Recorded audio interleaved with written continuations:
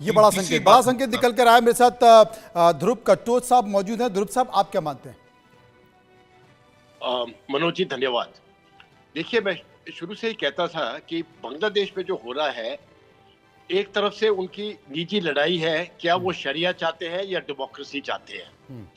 और 1971 में डेमोक्रेसी की ताकतें जीत गई, लेकिन बहुत ही जल्दी वहां पर मिलिट्री रूल आया और ये जो शरिया चाहते थे, जो इस्लामिक देश बनाना चाहते थे बांग्लादेश को, उनको वो पूरी तरह से खत्म नहीं कर सके। और वो जो ताकतें हैं बढ़ती गई बढ़ती गई बढ़ती गई, और आपने देखा होगा कि जो हिंदुओं का पॉपुलेशन है बांग्लादेश में, वो घटता गया घटता गया और घटता गया है। ये लड़ाई अभी तक भी जारी है। अल्टीमेटली ये लड़ाई उनकी अंदरूनी लड़ाई है कि किस प्रकार की सत्ता उनको चाहिए अपने देश में। फर्क ये पड़ा कि अमेरिका इसके बीच में आ गया और अमेरिका चाहता था कि वो इस पूरे इलाके को कंट्रोल करे, और इसीलिए उसने जो मोहम्मद यूनुस है उसको जाके कठपुतली की तरह पर वहां पर खड़ा कर दिया। अमेरिकी पैसा से जितने भी वहां पर स्टूडेंट्स की तरफ से प्रोटेस्ट हुए, वो फंडेड थे अमेरिका की तरफ से। ये सब होने के बाद सत्ता चेंज हो गई, शेख हसीना को शरण लेना पड़ा भारत में, और वहां पर मोहम्मद यूनुस आ गए। इसमें तो कोई शक ही नहीं है कि अमेरिका के इसमें हाथ है, लेकिन वो अमेरिकन इंटरेस्ट के लिए है। जहां तक भारत की बात होती है, वो जो बांग्लादेश में जो हो रहा है, ये उनकी अंदरूनी लड़ाई है इस्लामिस्ट और डेमोक्रेसी के लोगों, जो डेमोक्रेसी चाहते हैं, उन दोनों के बीच में। अभी ये चाहते हैं कि ये पूरे नॉर्थ ईस्ट के ऊपर भी अपनी आसक्त फैलाएं, ताकि भारत इसके ऊपर कोई काउंटर एक्शन ना कर सके। उनके लिए मेरे अपने सोच विचार से उनको कई हद तक प्रॉब्लम्स होगी, लेकिन कोशिश उनकी जारी रहेगी। इसीलिए जितने भी उग्रवादी हैं उन्होंने वहां से छुड़ा दिए हैं, और उनको यही एक ही इंस्ट्रक्शन दिए गए हैं कि भारत में आतंक आप फैलाइए। लेकिन फर्क ये है कि भारत जो भारत 15-20 साल पहले था, वो भारत अभी नहीं रहा है। नॉर्थ ईस्ट हमारी स्टेबलाइज हो गई है, असम बिल्कुल स्टेबल है, बाकी नॉर्थ ईस्टर्न स्टेट स्टेबल है, और जिस प्रकार से ये यहाँ पर आतंक फैलाना चाहते हैं, वो दिन गए, तो वो वहां पर सफल नहीं होंगे। लेकिन आने वाले दिनों में क्या होने वाला है, अमेरिका का सपोर्ट जो पिछले डेमोक्रेटिक सरकार थी उन्होंने दी, वो ट्रंप सरकार नहीं देगी। और मुझे लगता है बहुत ही जल्दी इनके दिन खत्म होने वाले हैं। मोहम्मद यूनुस को कहीं ना कहीं शरण लेना पड़ेगी। शेख हसीना ने पहली बार इसके ऊपर जिक्र किया है कि वो वापस आएंगे, और जब वो वापस आएंगे तो ये जो अंदरूनी लड़ाई है इन दोनों के बीच में, मुझे लगता है ये फिर से शुरू हो जाएगी। एक इंटरनल सिविल वॉर की तरह मुझे लगता है बांग्लादेश की हालत आने वाली है। लेकिन एक इंटरनल सिविल वॉर बांग्लादेश में आने वाले समय में दिखाई देगा। मेरे साथ प्रदीप जी मौजूद हैं। प्रदीप जी, अभी हाल ही में देश के प्रधानमंत्री यूएस गए, उनकी ट्रंप साहब से मुलाकात हुई। ट्रंप साहब से मुलाकात होने के बाद उन्होंने कहा कि प्रधानमंत्री मोदी है ना, वो निपट लेंगे। एक सख्त संदेश इसे माना जा रहा था। बावजूद अब भी बांग्लादेश से जो संकेत निकल कर आ रहे हैं, उससे लगता नहीं है कि बांग्लादेश को कोई धक्का लगा हो, बांग्लादेश को कोई झटका लगा हो, या बांग्लादेश ने कोई सबक लेने की कोशिश की हो। वो लगातार आतंकवादियों के साथ हाथ मिला रहा है, वो लगातार पाकिस्तान के साथ मिलकर भारत की सरहदों पर साजिश रचने की कोशिश कर रहा है। और जैसे कि शोएब चौधरी ने एक और संकेत दे दिया है, शोएब चौधरी ने बता दिया है कि आईएसआई की सलाह पर मोहम्मद यूनुस अब सेना के अधिकारियों के घरों पर भी छापे डालने वाले हैं। तो ये क्या संकेत है बांग्लादेश से? मनोज जी, ये बहुत दुख की बात है कि एक देश जिसके सामने दो चॉइस थे कि इकोनॉमिक डेवलपमेंट करे, आगे बढ़े, सारे पूरे दुनिया में अपना नाम कमाए, अपना एक्सपोर्ट करे, अपने लोगों को जॉब्स मिले, उनकी उन्नति हो। एक पॉसिबिलिटी वहाँ थी। दूसरी पॉसिबिलिटी थी कि जो रेडिकलाइजेशन था वहाँ पर काफ़ी हद तक था, बट कुछ हद तक वो कंट्रोल में था। तो उसको फिर पूरा एनकरेज होना, उस एलिमेंट को फिर पूरा सपोर्ट मिलना, और उस एलिमेंट को हावी हो जाना पूरे देश के डिसीजन मेकिंग में, पॉलिसी मेकिंग में, ये बहुत ही उस देश के लिए बहुत ही दर्दनाक बात है, और फ्यूचर के लिए बहुत ही खतरा है उस देश के लिए। बहुत ही दुख की बात है, क्योंकि इसमें यूएस में जो एलिमेंट्स हैं, डीप स्टेट जिनको कहते हैं, जी। उनका तो रोल बहुत ज्यादा था उस सरकार को हिलाना गिराना। वो तो अब और भी नए नए रोज यहाँ पर मैं वॉशिंगटन में जब बैठा हूँ तो रोज रोज नए न्यूज़ देखता हूँ कि यूएसएआईडी का भी उसमें बहुत इम्पोर्टेंट रोल था। उन्होंने मांगा भी था एक आइलैंड कि हम उनको मिल जाए। तो ये सारी जो ताकतें हैं सब ने मिलके उस शेख हसीना की सरकार को हिला दिया गिरा दिया। और उन्होंने सोचा कि अगर ये मोहम्मद यूनुस को वहां पर बिठा देंगे तो वो मोहम्मद यूनुस वही करेगा कठपुतली की तरह जो वो चाहेंगे। बट मोहम्मद यूनुस वहां पर जाके उसने वो घिरा हुआ है आतंकियों से। हर तरफ जहाँ जहाँ देखेंगे आप उसके आसपास आतंकी हैं। तो उनका अभी बहुत ज्यादा उनका जो बहुत ज्यादा स्ट्रेंथ बढ़ गई है, बहुत ज्यादा जोरदार हो गए हैं वो। तो उसमें जो पाकिस्तानाइजेशन हो रहा है बांग्लादेश का, इसमें भारत के लिए बहुत ज्यादा खतरा है कि एक जगह पे Pakistan which is the epicentre of terrorism, अब दूसरा जो बांग्लादेश भी अपने आप को एपिसेंटर ऑफ टेररिज्म बनाते जा रहा है।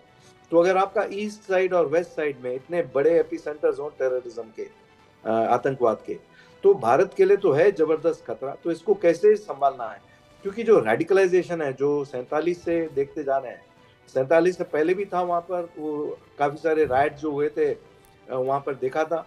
बट 47 से बढ़ते जा रहा था। कुछ हद तक कंट्रोल में आया था जब शेख हसीना पावर में थी। वो रैपिड आर्म बटालियन एक बनाया था जो रेप्स अगेंस्ट जो हिंदू वुमेन थी, जो हिंदू प्रॉपर्टीज छीनते जा रहे थे, जो हिंदूज को कन्वर्ट करते जा रहे थे, तो उसमें कुछ लगाम लगी थी थोड़े हद तक। बट फिर भी इतनी जो ओपनली और इतनी रैपिडली नहीं एक्सपैंड हो रहा था।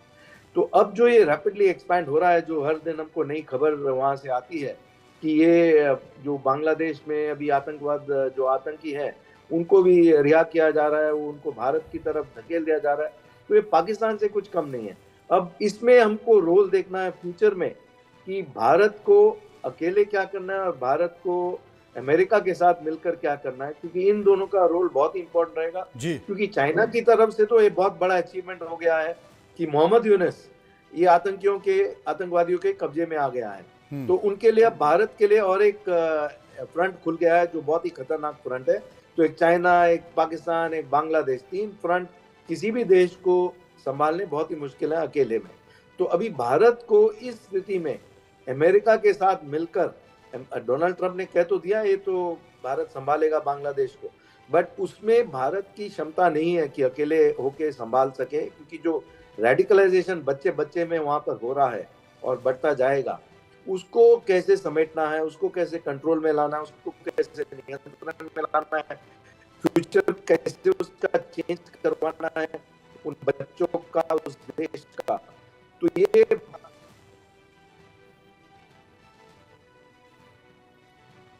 ये तमाम तरह के संकेत है। मैं आपके पास आऊँगा। मेरे पास आलम बयान साहब मौजूद हैं। आलम बयान साहब, क्या कोई बड़ी साजिश रची जा रही है? क्योंकि आपको याद होगा कि जो बाइडेन के बाद और ट्रंप के आने के साथ ही जो जूनियर श्रीमान है डीप स्टेट के, सोरेस जूनियर, वो मुलाकात करने पहुंचे यूनुस से, और मुलाकात हो गई, वापस चले गए, शपथ भी ले ली। कोई बहुत सख्त संदेश अभी तक बांग्लादेश के लिए अमेरिका से आया नहीं है। कोई बहुत सख्त संदेश अभी तक डोनाल्ड ट्रंप ने बांग्लादेश को दिया नहीं है। शपथ लेने से पहले दिया था, लेकिन उसके बाद अभी तक कोई सख्त संदेश आया नहीं है। और मज़ेदार बात है कि मोहम्मद यूनुस जो ट्रंप के सबसे खास एलन मस्क हैं, उनको रिश्वत देने की कोशिश कर रहे हैं। उन्होंने अपने सोशल मीडिया प्लेटफॉर्म पर लिखा था कि मेरी और मस्क की मुलाकात हो गई है और उनका जो बिजनेस है स्टारलिंक, मैंने बांग्लादेश में अनुमति दे दी है, बहुत जल्द बांग्लादेशी लोगों को उसकी सेवाएं देखने को मिलेंगी। तो ये कौन सी डील खेल रहे हैं, ये कौन सा खेल खेल रहे हैं मोहम्मद यूनुस? देखिए मनोज जी, मैं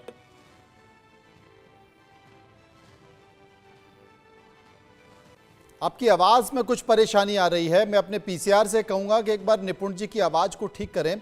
बहुत कट कट के अब उनकी आवाज़ आ रही है। मेरे साथ शुएब हैं, मैं एक बार उनके पास चलता हूँ, फिर मैं निपुण जी के पास चलूँगा।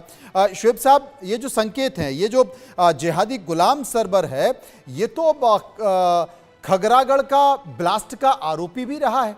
जेल में भी बंद रहा है।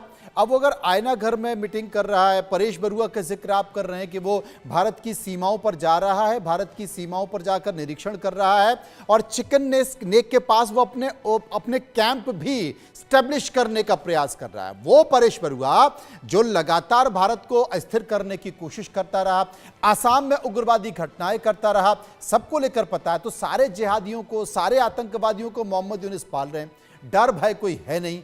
और अमेरिका को वो संकेत दे रहे हैं कि देखिए साहब, मस्क साहब का बिजनेस है, मैं उनकी मदद करूंगा। शोएब जी,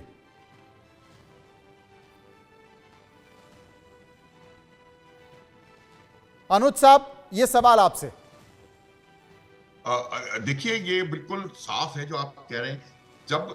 अभी थोड़ी देर पहले हमने एलेक्स सॉरोस की बात करी, उसके अलावा यहाँ पर क्या है कि ये यहाँ अमेरिका का भी इंटरेस्ट है और चाइना का भी इंटरेस्ट है और पाकिस्तान का भी इंटरेस्ट है। अब मैं इन तीनों को आपको एक तरीके से समझाने का प्रयास करूंगा। देखिए, दर्शकों को ये जानना बहुत जरूरी है कि अमेरिका ने वहां पर गेम खेला और गेम खेल के मुझे लगता है कहीं ना कहीं अमेरिका को इसमें एक सेटबैक होने की आवश्यकता की परिस्थिति बन सकती है। उसकी वजह यह है कि उस गेम के साथ वहां पर चीन और पाकिस्तान को एक विंडो मिल गई और उस विंडो से वो बांग्लादेश के अंदर अपना प्रभाव अधिक बढ़ाना शुरू कर रहे हैं। अब आप देखिए किस प्रकार से चाइना का इंटरेस्ट है भारत की चिकन स्नैक के ऊपर दबाव डालना और उस जो एक बहुत जबरदस्त स्ट्रेटेजिक इशू है भारतवर्ष का। इसीलिए वो चाहते हैं कि वहां पर उनके इनिशिएटिव्स हैं और उनके साथ वहां पर इकोनॉमिक एक्टिविटी को बढ़ाना चाहते हैं।